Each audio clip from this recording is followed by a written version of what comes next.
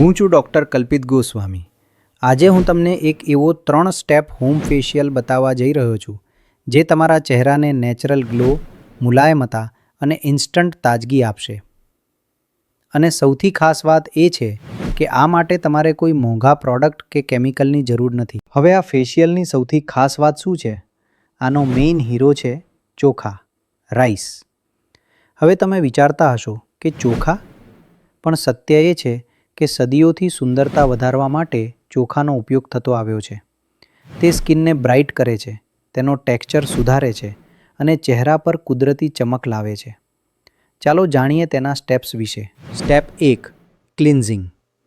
જુઓ, જો ચહેરો બરાબર સાફ નહીં હોય તો કોઈ પણ ફેશિયલ કામ નહીં કરે। તમે સાદા પાણીથી પણ ફેસ વોશ કરી શકો છો, પણ જો તમે ચોખાનું પાણી, રાઈસ વોટર વાપરો છો તો તેની અસર અનેક ગણી વધી જાય છે।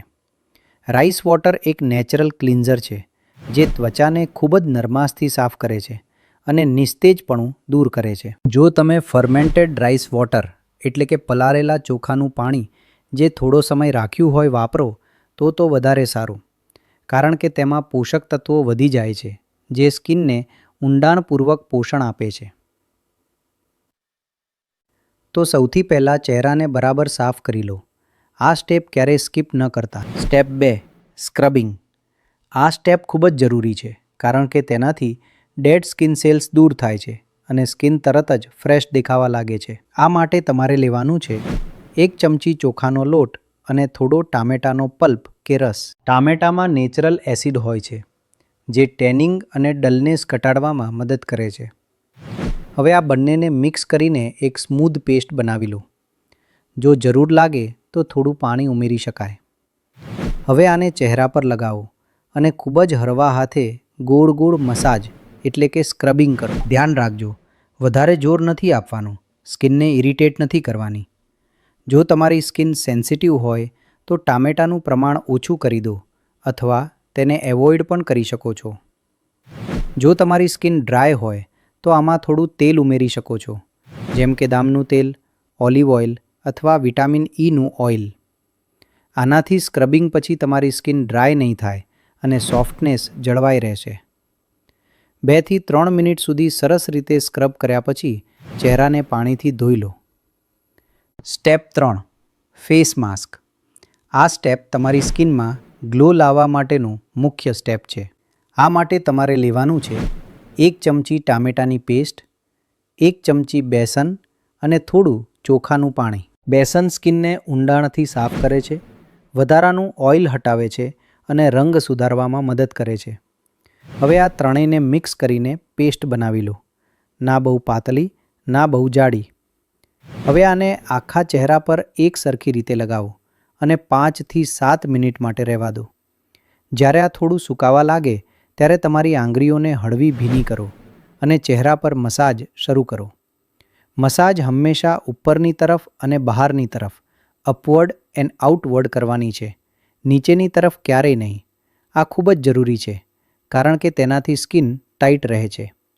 ઓછામાં ઓછી 3 થી 5 મિનિટ સુધી શાંતિથી મસાજ કરો, ઉતાવળ ન કરતા। આ જ એ સ્ટેપ છે જ્યાંથી અસલી ગ્લો બહાર આવશે।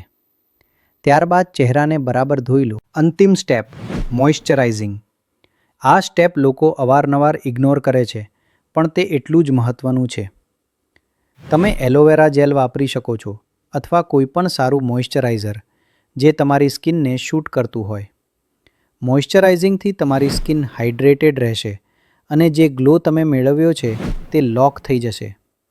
હવે એક મહત્ત્વની વાત જે તમારે સમજવી જોઈએ, આ ફેશિયલ તમને ઇન્સ્ટન્ટ ગ્લો જરૂર આપશે, પણ જો તમે એવું વિચારતા હો કે માત્ર આટલું કરવાથી તમારી સ્કિન હંમેશા પરફેક્ટ રહેશે તો એવું નથી। અસલી ગ્લો હંમેશા અંદરથી આવે છે। જ્યારે તમારું મેટાબોલિઝમ સારું હોય ત્યારે જ તેની અસર ચહેરા પર દેખાય છે। મેટાબોલિઝમ એટલે કે શરીરની ખોરાકને પચાવવાની અને તેને ઉર્જામાં ફેરવવાની આંતરિક પ્રક્રિયા। જ્યારે તમે સાચો ખોરાક ખાઓ છો, સમયસર ઊંઘો છો, પ્રોપર હાઇડ્રેશન રાખો છો અને અનહેલ્ધી વસ્તુઓ ટાળો છો, ત્યારે જ તમારી સ્કિન કુદરતી રીતે હેલ્ધી અને ગ્લોઈંગ બને છે। જે કંઈ પણ તમે ચહેરા પર લગાવો છો તે ટેમ્પરરી અસર આપે છે, પણ તમારી લાઈફસ્ટાઈલ પરમેનન્ટ રિઝલ્ટ આપે છે. તેથી આ બંને વસ્તુઓનું કોમ્બિનેશન જરૂરી છે. હવે મને ઈમાનદારીથી જણાવો, શું તમે ક્યારેય ચોખાથી ફેશિયલ ટ્રાય કર્યું છે કે આજે પહેલીવાર સાંભળી રહ્યા છો? જો તમે આ ટ્રાય કરો તો કોમેન્ટમાં જરૂર જણાવજો કે તમને કેવું રિઝલ્ટ મળ્યું. હું છું ડૉક્ટર કલ્પિત ગોસ્વામી અને જો તમે આયુર્વેદના માધ્યમથી તમારી સેહતને પ્રાકૃતિક રીતે બહેતર બનાવવા માગો છો તો અમારી ચેનલને જરૂર ફોલો કરો. મળીએ આગામી વિડીયોમાં આયુર્વેદના સાચા જ્ઞાન સાથે.